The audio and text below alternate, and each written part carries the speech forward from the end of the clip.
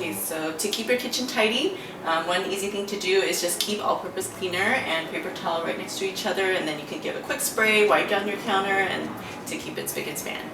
One more thing is when you have blinds and you want to reuse dryer sheets and you can wipe them down, the anti-static residue from the dryer sheets makes it get dusty less often. So if you want to organize your dishes, you can always use one of these dish shelves in order to create different layers in your dish cabinet.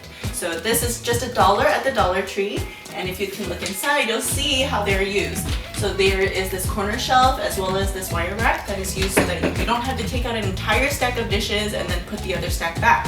You can just take out the different sizes that you need. So you can utilize the space underneath your sink, and that makes all your cleaning supplies accessible right next to the sink, so it makes it easy to clean so you don't have to go all the way to the closet.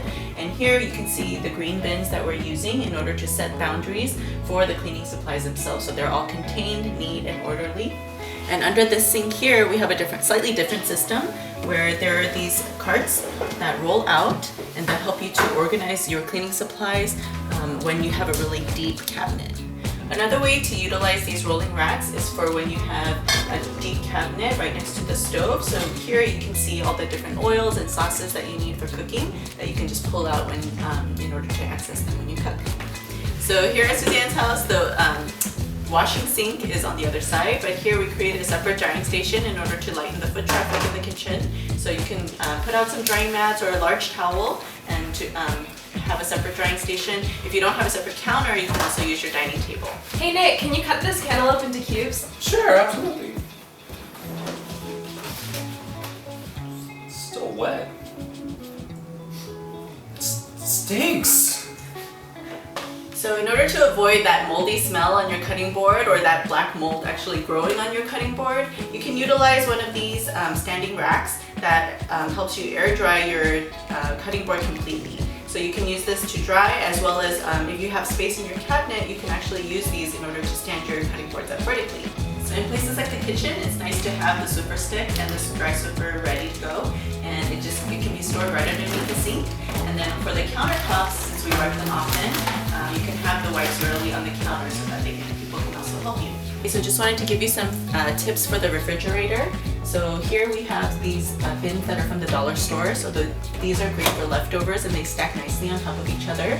And then you'll see that there are these clear trays. So you can use these clear trays to set boundaries for things like your dairy products as well as your tofu.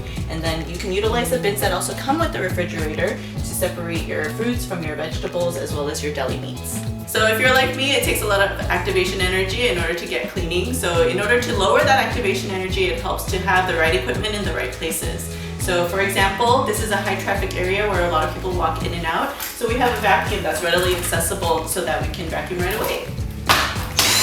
So here you can utilize extra cabinet space to store some of your disposables. And so here we see there are additional bins inside the drawers, so in order to separate and set the boundaries for different items. And here we have some disposables for when we have guests, when we're hosting people, so that they can also help with setting the table and for it to be apart from the foot traffic in the kitchen. So if you have some space in your house that's away from the stove, then it's best to utilize that space for some storage, so that if you have guests in your home, which often happens, then they can also help you set the table, or you can have some things away from the heavy kitchen traffic so that you can so that people can help you. So one thing I want to point out is the usage of the baskets here on the countertop. So you can use that to store snacks, as well as we talked about utensil bins. So if you have a set of utensil bins that are set up ahead of time, then all you have to do is just put it out on the table, and then people can grab it as needed during the meal times. And this is a miscellaneous bin, so if you're on your way in or on your way out, and if you have some items there or as a lost and found, then that's a good way to utilize a bin also. I also want to point out here that a little decor. Aesthetics do matter, and it makes it a lot more homey to have that. So just add a little, it doesn't have to be fancy, just a little flair, just to make it a little bit homier.